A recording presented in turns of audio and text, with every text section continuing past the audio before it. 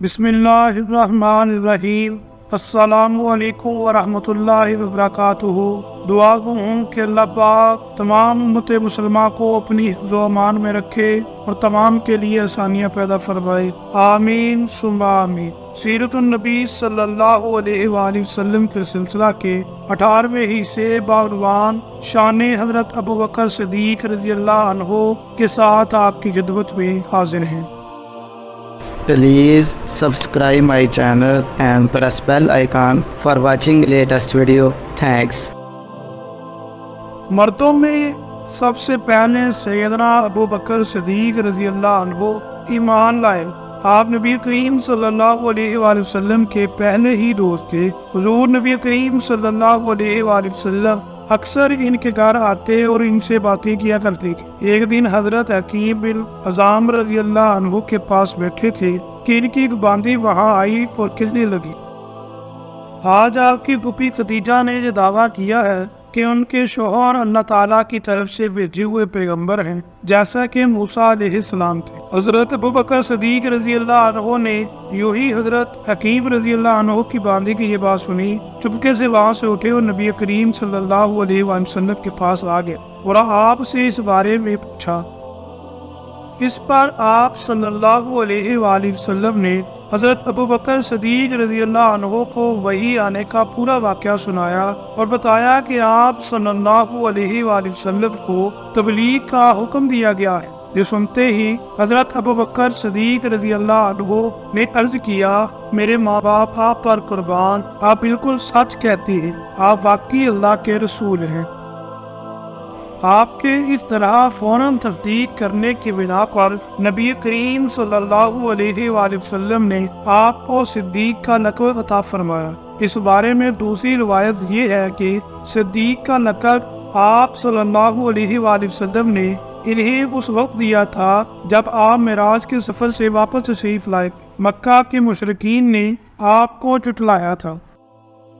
اس وقت حضرت ابوبکر صدیق رضی اللہ عنہ نے اس واقعے کو سنتے ہی فوری طور پر آپ صلی اللہ علیہ وآلہ وسلم کی تصدیق کی تھی اور آپ صلی اللہ علیہ وآلہ وسلم نے انہیں صدیق کا لقب عطا فرمایا تھا۔ غرض ابوبکر صدیق رضی اللہ عنہ نے آپ صلی اللہ علیہ وآلہ وسلم کے نبی ہونے کی تصدیق فوری طور پر کر دی۔ حضرت ابوبکر صدیق رضی اللہ عنہ کا نام نبی کریم صلی اللہ علیہ وآلہ وسلم نے عبداللہ رکھا، اس لیے کہ اس سے پہلے ان کا نام عبد الکعبہ تھا۔ اس لحاظ سے ابوبکر صدیق وہ پہلے آدمی ہیں جن کا نام نبی کریم صلی اللہ علیہ وآلہ وسلم نے تبدیل کیا۔ حضرت ابوبکر صدیق رضی اللہ عنہ یوں بھی بہت خوبصورت تھے۔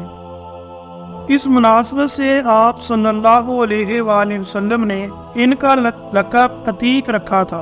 عتیق کا مطلب ہے خوبصورت، اس کا ایک مطلب آزاد بھی ہے۔ یہ لقب دینے کی ایک وجہ یہ بھی بیان کی جاتی ہے کہ ان کی طرف دیکھ کر فرمایا تھا یہ جہنم کی آگ سے آزاد ہیں۔ غرض اسلام میں یہ پہلا لقب ہے جو کسی کو ملا۔ قریش میں حضرت ابوبکر صدیق رضی اللہ عنہ کا مرتبہ بہت بلند تھا۔ آپ بہت خوش اخلاق تھے، قریش کے سرداروں میں سے ایک تھے، شریف، سخی اور دولت مند تھے، روپیہ پیسہ بہت فراخ دلی سے خرچ کرتے تھے۔ ان کی قوم کے لوگ انہیں بہت چاہتے تھے، لوگ ان کی مجلس میں بیٹھنا بہت پسند کرتے تھے۔ اپنے زمانے میں حضرت ابوبکر صدیق رضی اللہ عنہ خواب کی تعبیر بتانے میں بہت ماہر اور مشہور تھے۔ چنانچہ علامہ ابن سیرین رحمہ اللہ کہتے ہیں، نبی اکرم صلی اللہ علیہ وآلہ وسلم کے بعد حضرت ابوبکر صدیق رضی اللہ عنہ اس امت میں سب سے بہترین تعبیر بتانے والے عالم ہیں۔ علامہ ابن سیرین رحمہ اللہ خوابوں کی تعبیر بتانے میں بہت ماہر تھے اور اس سلسلے میں ان کی کتابیں موجود ہیں اور ان میں خوابوں کی حیرت انگیز تعبیریں درج ہیں۔ ان کی بتائی ہوئی تعبیریں بالکل درست ثابت ہوتی رہی۔ مطلب یہ ہے کہ اس میدان کے ماہر اس بارے میں حضرت ابوبکر صدیق رضی اللہ عنہ کو نبی کریم صلی اللہ علیہ وآلہ وسلم کے بعد سب سے بہتر تعبیر بتانے والا فرما رہے ہیں۔ ابوبکر صدیق رضی اللہ عنہ نسب نامہ بیان کرنے میں بھی بہت ماہر تھے۔ بلکہ کہا جاتا ہے کہ اس علم کے سب سے بڑے عالم تھے۔ حضرت جبیر بن موتان بھی اس علم کے ماہر تھے۔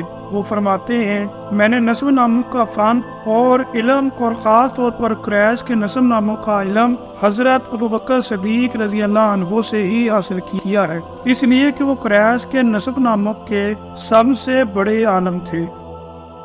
قریش کے لوگوں کو کوئی مشکل پیش آتی تو حضرت ابوبکر صدیق رضی اللہ عنہ سے رابطہ کرتے تھے، اور نبی کریم صلی اللہ علیہ وآلہ وسلم آپ کے بارے میں فرمایا کرتے تھے میں نے جسے بھی اسلام کی دعوت دی اس نے کچھ نہ کچھ سوچ بچار اور کسی قدر وقفے کے بعد اسلام قبول کیا، سوائے ابوبکر کے وہ بغیر ہچکچاہٹ کے فوراً مسلمان ہو گئے۔ حضرت ابوبکر صدیق رضی اللہ عنہ سب سے بہتر رائے دینے والے ہیں۔ میرے پاس جبرائیل علیہ السلام آئے اور انہوں نے کہا کہ اللہ تعالیٰ آپ صلی اللہ علیہ وآلہ وسلم کو حکم دیتا ہے اپنے معاملات میں ابوبکر سے مشورہ کیا کرے۔ نبی کریم صلی اللہ علیہ وآلہ وسلم کے لیے حضرت ابوبکر صدیق رضی اللہ عنہ وزیر کے درجے میں تھے۔ آپ صلی اللہ علیہ وآلہ وسلم ہر معاملے میں ان سے مشورہ لیا کرتے تھے۔ ایک حدیث میں آتا ہے نبی اکرم صلی اللہ علیہ وآلہ وسلم فرماتے ہیں اللہ تعالیٰ نے میری مدد کے لیے 4 وزیر مقرر فرمائے ہیں، ان میں سے 2 آسمان والوں میں سے ہیں یعنی جبرائیل اور میکائیل علیہ السلام، اور 2 زمین والوں میں سے ہیں، ایک ابوبکر اور دوسرے عمر رضی اللہ عنہ۔ اسلام لانے سے پہلے حضرت ابوبکر صدیق رضی اللہ عنہ نے ایک خواب دیکھا تھا۔ خواب میں آپ نے دیکھا کہ چاند مکہ میں اتر آیا ہے اور اس کا ایک ایک حصہ مکہ کے ہر گھر میں داخل ہو گیا ہے، اور پھر سارے کا سارا ابوبکر صدیق رضی اللہ عنہ کی گود میں آ گیا ہے۔ آپ نے یہ خواب ایک عیسائی عالم کو سنایا۔ اس نے اس خواب کی یہ تعبیر بیان کی کہ تم اپنے پیغمبر کی پیروی کرو گی جس کا دنیا انتظار کر رہی ہے اور جس کے ظہور کا وقت قریب آ گیا ہے، اور یہ کہ پیروکاروں میں سے سب سے زیادہ خوش نصیب انسان ہوگی۔ ایک روایت کے مطابق عالم نے کہا تھا اگر تم اپنا خواب بیان کرنے میں سچے ہو تو بہت جلد تمہارے گاؤں میں سے ایک نبی ظاہر ہوں گے، تم اس نبی کی زندگی میں اس کے وزیر بنو گے اور ان کی وفات کے بعد ان کے خلیفہ ہوں گے۔ کچھ عرصہ بعد ابوبکر صدیق رضی اللہ عنہ کو یمن جانے کا اتفاق ہوا۔ یمن میں ایک بوڑھے عالم کے ساتھ ٹھہرے، اس نے آسمانی کتابیں پڑھ رکھی تھیں۔ ابوبکر صدیق رضی اللہ عنہ کو دیکھ کر اس نے کہا میرا خیال ہے تم حرم کے رہنے والے ہو، اور میرا خیال ہے تم قریشی ہو اور تیمی خاندان سے ہو۔ ابوبکر صدیق رضی اللہ عنہ نے جواب میں فرمایا ہاں تم نے بالکل ٹھیک کہا۔ اب اس نے کہا میں تم سے ایک بات اور کہتا ہوں، تم ذرا اپنے پیٹ پر سے کپڑا ہٹا کر دکھاؤ۔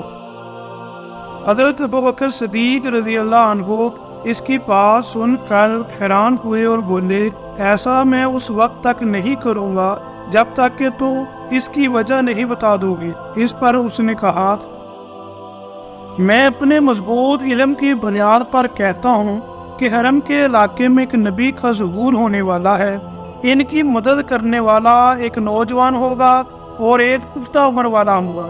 جہاں تک نوجوان کا تعلق ہے وہ مشکلات میں کود جانے والا ہوگا، جہاں تک پختہ عمر کے آدمی کا تعلق ہے وہ سفید رنگ کا کمزور جسم والا ہوگا، اس کے پیٹ پر ایک بالدار نشان ہوگا، حرم کا رہنے والا تیمی خاندان کا ہوگا۔